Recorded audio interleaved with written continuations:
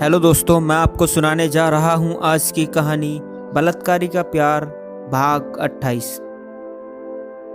आदित्य झूठी मुस्कुराहट के साथ मैंने शादी नहीं की।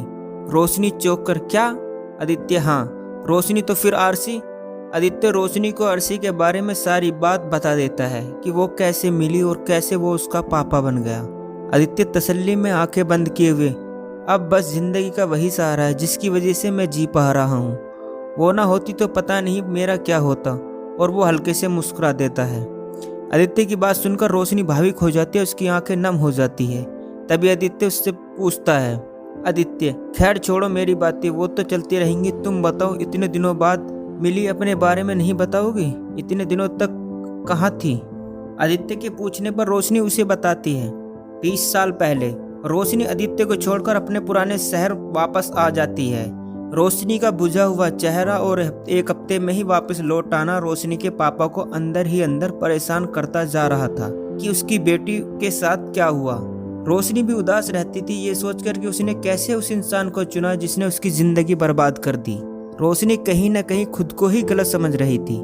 पापा से उसकी ये उदासी देखी नहीं जा रही थी तो उन्होंने रोशनी से कारण पूछा तो रोशनी से सब कुछ बता दिया। उसकी बात सुनकर पापा ने इतना ही कहा, पापा बेटे तेरे हर फैसले में मैं तेरे साथ हूँ। रोशनी रोते हुए, पापा अब मैं वहाँ कभी नहीं जाऊंगी।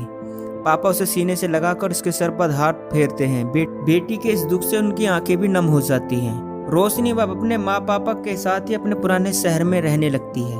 वो वहाँ एक स्कूल में नौकरी करने लगती है। वापस से रोशनी अपनी तकलीफ को भूलते हुए जिंदगी जीना सीखने लगती है। दिन बीतने लगते हैं और रोशनी अपने जीवन में रहने लगती है। सब कुछ भूल चुकी थी रोशनी सिवाय एक बात के, और वो था उसका प्यार आदित्य। वो चाहकर भी भुला नहीं पा रही थी उसे। न जाने क्यों पर दिल के एक कोने में अब आदित्य बसता था। वो मुस्कुराती तो थी पर उसकी मुस्कुराहट में एक हल्का सा दर्द भी होता था जिसे कोई देख या महसूस तो नहीं कर पाता था, पर ये रोशनी ही जानती थी कि वो क्या महसूस कर रही है। एक दिन रोशनी को मिसिस शर्मा का कॉल आया। रोशनी, हेलो मिसिस शर्मा, कैसी हो रोशनी? रोशनी, मैं ठीक हूँ आंटी।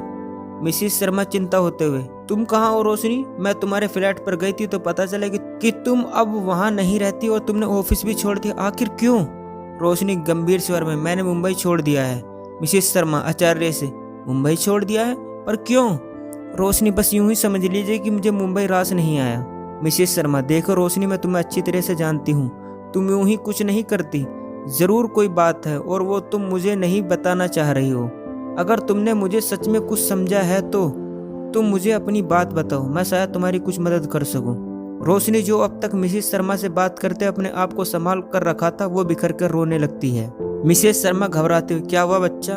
रोते नहीं, बताओ मुझे आखिर बात क्या है? रोशनी रोते हुए मिसेस शर्मा को आदित्य के बारे में सब बता देती है और ये भी बताती है कि वो अब तक आदित्य को भूल नहीं पाई है। मिसेस शर्मा रोशनी के दिल की बात समझती है पर वो ये भी जानती है कि रोशनी जो कर रही है वो बिल्कुल सही है। आखिर आदित्य ने 7 साल पहले उस शाम के बाद उसकी जिंदगी बदल दी थी, पर मिसेस शर्मा रोशनी को ऐसे तड़पते हुए भी नहीं देख सकती थी। इसलिए वो रोशनी से कहती है, मिसेस शर्मा रो मत बेटा। रोशनी रोते हुए, कैसे सब भूल जाऊं आंटी, मेरे साथ ऐसा क्यों होना था? जिस इंसान ने मेरी जिंदगी बर्बाद कर दी, मुझे उससे प्यार कैसे हो सकता है? मिसेस शर्मा, चुप हो जा बच्चा, अगर तुम सही लगे तो मेरी एक बात मानोगी? रोशनी आंसू पोंछते हुए, जी आंटी बताइए। मिसेस शर्मा समझाते हुए, देखो बेटा, तुम इस आश्रम में सबकी प्रेरणा हो। सारी लड़कियां और बच्चे तुम्हें अपना आइडल मानते हैं। सब कहते हैं हमें रोशनी दीदी जैसा ब्रेव बनना है। जब से तुम अपनी कंपनी के फ्लैट पर गई थी तब से तुम्हें याद करते हैं। सिर्फ बच्चे ही नहीं, यहाँ के बुजुर्ग महिला भी तुम्हें बहुत याद करते हैं। रोशनी उसकी बात सुनकर भावुक हो जाती है। मिसेस शर्मा कहना जारी रखती है, मिसेस शर्मा, मेरा यह कहना है कि तुम यहाँ वापस आकर आश्रम क्यों नहीं संभालती? इससे तुम्हें भी अच्छा लगेगा और तुमसे बच्चे कुछ सीख भी पाएंगे। रोशनी चौंक कर, मैं कैसे? मिसेस शर्मा समझाते हुए, देखो मैं समझ रही हूँ कि तुम क्या सोच रही हो, पर देखो बेटा, इस शहर से भागकर तुम इस तरह से खुद से ही भाग रही हो। जब पहली बार तुम अपने शहर से मुंबई आई थी तब वो तुम्हारी मजबूरी थी, तुम्हारे साथ तब कोई नहीं था, पर अब बात दूसरी और तुम्हारे साथ देने वाले अब सब हैं। और अगर सबके होते हुए तुम अगर भाग रही हो तो वो तुम खुद से भाग रही हो, न कि लोगों से। रोशनी चुपचाप उसकी बातें सुनती रहती है। मिसेस शर्मा टोकते हुए, रोशनी तुम मेरी बात सुन रही हो ना? रोशनी हड़बड़ाते हुए, हाँ आंटी सुन रही हूँ। मिसेस शर्मा, तो फिर तुम क्या सोचा, तुम यहाँ वापस आ रही हो ना? रोशनी, पर आंटी मेरे माँ पापा, मैं अब उनसे दूर नहीं रहना चाहती। मिसेस शर्मा मुस्कुराते हुए, अरे तो कौन कह रहा है कि तुम उनसे दूर रहो? मैं तो ये कहना चाह रही हूँ कि तुम उन्हें अपने साथ ले आओ। रोशनी, पर आंटी मैं उन्हें कैसे ला सकती हूँ? मिसेस शर्मा, क्यों नहीं ला सकती? उल्टा जब वो यहाँ आएंगे तो यहाँ उनकी हम उम्र लोग मिलेंगे, तो उनमें भी अच्छा लगेगा और आश्रम में उनका मन भी लगेगा। रोशनी, मैं कल तक आपको बताती हूँ, अगर माँ पापा नहीं माने तो मैं उन्हें छोड़कर मुंबई वापस नहीं आऊँगी। मिसेस शर्मा, मैं जानती हूँ और ये बात समझती भी हूँ, क्योंकि ये फैसला तुम्हारा है और तुम्हारा जो भी फैसला होगा मुझे मंजूर होगा।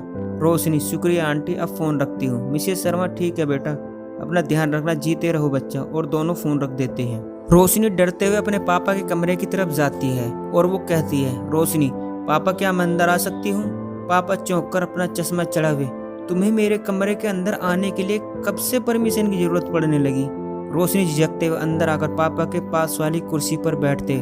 पापा प्यार से रोशनी के सिर पर हाथ फेरते। कुछ बात है क्या बेटा? रोशनी घबराते, पापा वो शर्मा आंटी का फोन आया था। पापा खुश होते हुए, अच्छा क्या कहा उन्होंने? रोशनी घबराते अपनी और मिसेस शर्मा के बीच हुई सारी बातें बता दी। पापा गंभीर हो गए, तो तुम क्या वहां जाना चाहती हो? रोशनी पापा को देखते हुए, पापा आप क्या चाहते हैं? पापा हल्के से मुस्कुराते, जो तू चाहती है। रोशनी खुशी से मुस्कुराते, मतलब पापा आप नाराज नहीं हुए? पापा मुस्कुराते, नाराज क्यों होऊंगा? मुझे पता है मेरी बेटी कभी कोई गलत फैसला नहीं लेगी, इसलिए तुम्हारे हर फैसले में मैं तुम्हारे साथ हूँ।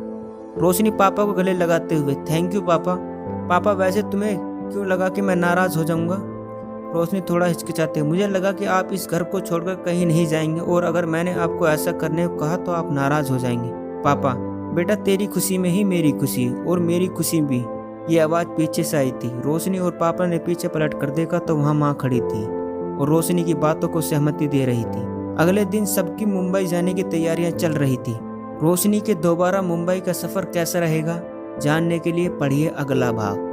दोस्तों, ये था बलात्कारी का प्यार भाग 28। दोस्तों, कहानी अच्छी लगी हो तो चैनल को सब्सक्राइब करना।